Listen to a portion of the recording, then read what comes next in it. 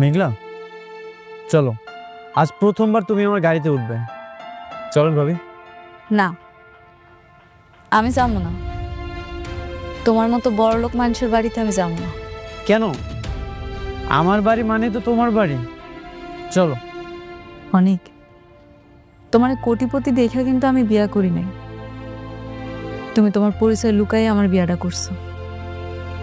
আমি যাবো না তোমার ওই কোটিপতির দালানে।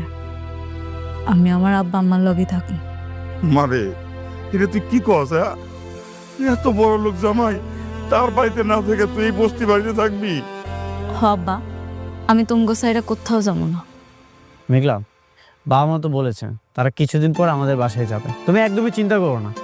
ও, বুঝতে পেরেছি, তুমি একা ফিল করবে, এই জন্য তো কিছুদিন পর আমি বাবা মাকে নিয়ে যাব। তখন আমরা সবাই মিলে অনেক আনন্দে থাকবো।